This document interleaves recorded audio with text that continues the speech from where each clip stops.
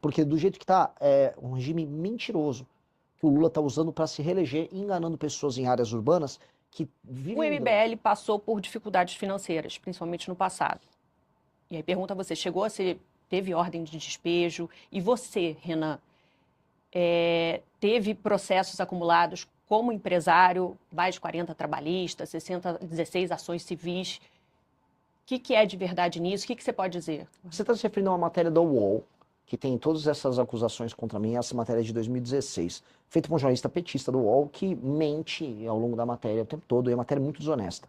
Mas é verdade o fato dos Não, processos? vou cada um, você fez uma pergunta ponto a ponto, vou responder ponto a ponto.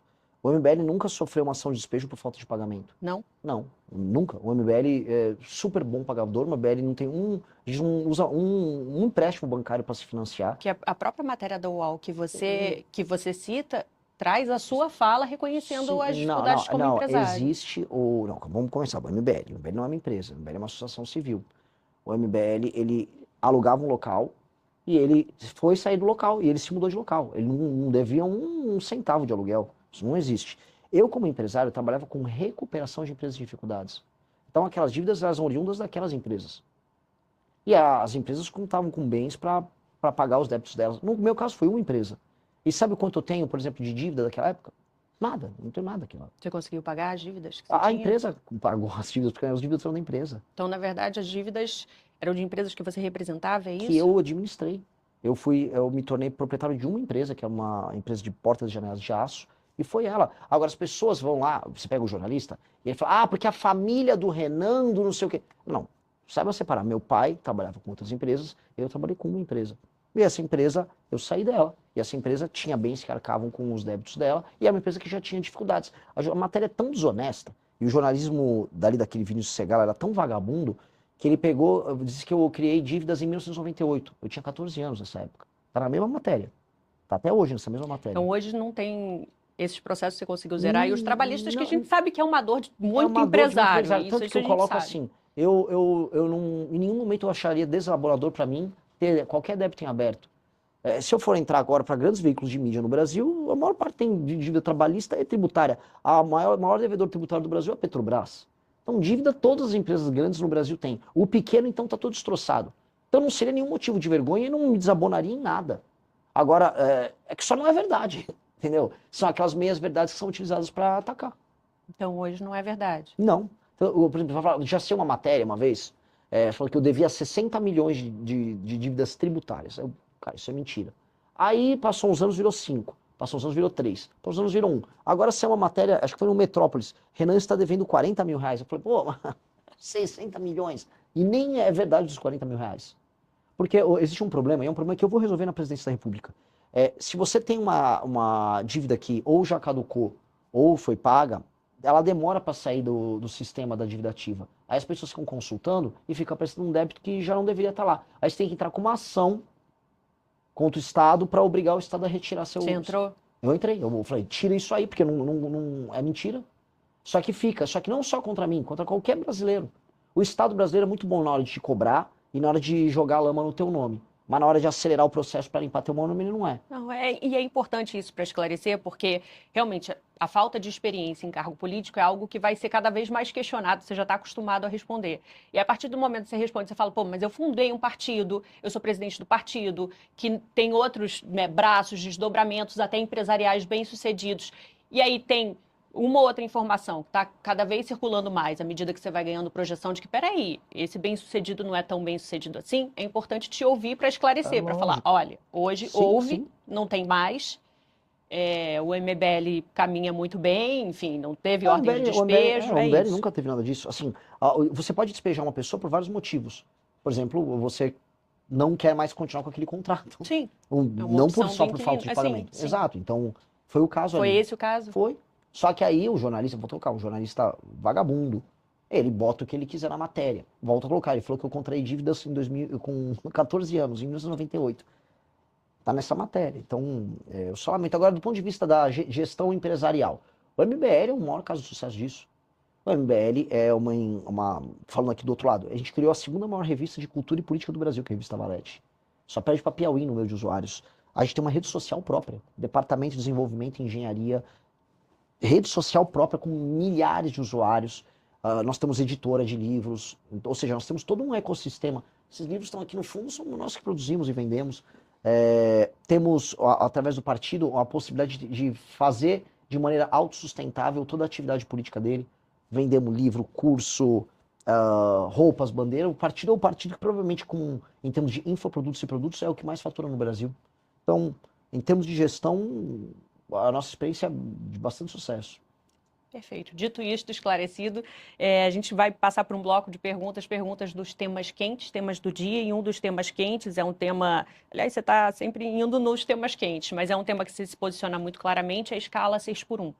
Fim da escala 6x1. Está avançando, chegou no Senado, a gente tem até agora uma publicação de um grande manifesto reunindo, você viu, entidades empresariais, representam 90% do PIB do país, colocando uma alternativa que é PEC 12 do trabalho flexível, contrária à escala 6x1, ao fim da escala 6x1, à escala 5x2. Como é que é a sua posição? Eu já vi que você se posicionou contrário a isso. Minha posição é que o governo fez foi vagabundagem. A palavra é vagabundagem. Assim, o Brasil ele é um país que ele está fora das cadeias globais de produção. E para a pessoa que não está nos assistindo, o que isso significa? Significa que se você vai fazer um carro, nenhuma empresa quer jogar os componentes do carro para aqui. Se você vai fazer um celular, os componentes não são feitos aqui. Por quê? Porque é caro produzir aqui. E se é caro produzir os produtos que o mundo consome, significa que nós não teremos empregos de qualidade aqui. Então, o Brasil devia estar focando, que eu vou focar no meu governo, em fazer reformas que aumentem a competitividade. O Lula não liga para isso. A lógica do Lula, você pode pegar o mapa eleitoral do PT, é obter votos onde as pessoas não trabalham. E é verdade. Não estou aqui fazendo uma declaração preconceituosa, nem nada. Onde você tem menos atividade econômica, onde você tem um maior número de pessoas dependendo de auxílios governamentais, a taxa de voto, o percentual de voto no Lula é maior. O Lula é inimigo do trabalho e da produção. Desculpa cair no clichê de xingar o Lula disso e daquilo. O Lula, a vida inteira dele foi lutar contra o trabalho. A vida inteira dele foi essa.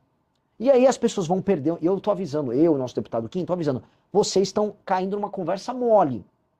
O brasileiro está passando por um arroxo, ou seja, nós passamos agora, está aumentando os juros, está aumentando a inflação ao mesmo tempo. O dinheiro vai ficar mais caro, os produtos estão ficando mais caros, os serviços estão ficando mais caros, e o governo está falando, e você vai trabalhar menos. Ora, se a nossa produtividade não aumenta, portanto, a quantidade de dinheiro que o brasileiro gera por hora de trabalho não aumenta, como é que ele faz para pagar essa conta? Ele tem que trabalhar mais. É por isso que, tá todo mundo, o cara tem às vezes um emprego 5x2 na semana e fim de semana faz Uber. A mulher dele, que às vezes cuidava dos filhos, tá tendo que fazer pudim, tá tendo que fazer bolo para vender. Tá todo mundo tendo que ralar para poder manter algum estilo de vida. A classe média está sendo destruída. E a resposta do governo é: não, fica tranquilo, você vai trabalhar menos e vai ganhar mais. É mentira. É mentira, é um estelionato, é papo de vagabundo do Lula. E assim, qual foi a resposta da direita? Porque tem a direita, vai aquele Nicolas Ferreira, aquele patife Flávio Bolsonaro, volta com o governo. Volta com o governo. Que coisa imunda. Não tem coragem de se posicionar porque tem medo de perder voto. E aí nós nos posicionamos contrários porque o que o Brasil precisa é flexibilização nas leis trabalhistas. Que é exatamente essa PEC.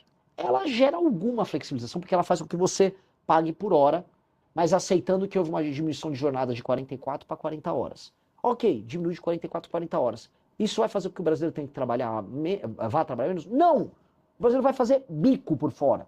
Todo mundo que tem restaurante, e mesmo agricultor já está combinando de fazer assim, ó. Olha, eu não vou poder, eu vou precisar que a gente trabalhe no sábado e no domingo. Então contrata os seus caras, você fala pro vizinho, eles trabalham até tal dia e aí nos outros dias eu vou ter que contratar. Só que para quem eles vão jogar o custo dessa ineficiência? É no preço da comida, vai jogar para o consumidor, vai diminuir as margens, já está todo mundo atolado, o agro está com um surto de recuperação judicial agora. É isso que o governo propõe? Enquanto ele aumenta os custos de quem trabalha e produz, os juros estão aumentando, porque o governo não para de gastar mal, a inflação está subindo, a gente está indo para uma crise gigantesca. O Brasil não entrou num colapso econômico lá naquela crise do governo Dilma, você lembra? 2014, 15, 16? Porque surgiu a uberização.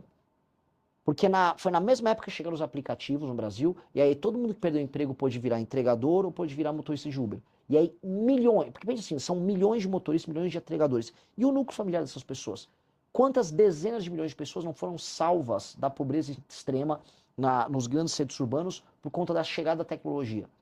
Hoje, eles estão tentando, vamos dizer, sabotar até essa atividade E hoje, como eles evitam que o Brasil consiga gerar empregos de qualidade, eles estão jogando todo mundo numa mega informalidade. Não vai dar para ter todo mundo fazendo Uber agora. Não vai dar para todo mundo virar entregador. Ou seja, eles estão ferrando a vida dos mais pobres. E eles são irresponsáveis. Então, a nossa opinião é bem clara. Nós temos que flexibilizar as leis trabalhistas. E é flexibilização pagando por hora, gerando concorrência nos sindicatos, porque o que vai acontecer? Se você tem um sindicato A, B ou C de entregadores, e aí um sindicato ele tem uma estratégia mais eficiente para representar um conjunto de entregadores, ele pode fazer as negociações patronais. Os Estados Unidos têm isso, várias nações têm isso. Aqui não, você tem que ter um sindicato que tem uma federação lá, uma dessas confederações sindicais, que controla ele, ela faz os negócios que ela faz com as grandes empresas dela, porque todo mundo sabe, elege os deputados que ela precisa eleger, especialmente pelo PT, e não liga para o resultado do sindicalismo dela. Veja só, eu não sou contra sindicatos, eu tô falando aqui, tem que ter mais sindicatos concorrendo entre si, e paralelamente o trabalhador faz o contrato dele do jeito que ele quer fazer. E flexibiliza. As experiências internacionais vão todas na linha de quem flexibiliza, gera mais emprego e gera mais renda. Então, é o que nós temos que fazer.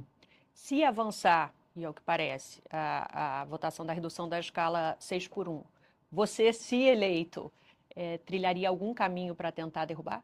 Eu faria diferente. Já que eles destruíram a CLT com isso, eu vou propor um novo regime de contratação paralelo. Porque, olha só, já existe. Vamos ser bem sinceros. Todo mundo que está nos assistindo aqui, deve ter pessoas que são comerciários, gente que trabalha com serviço.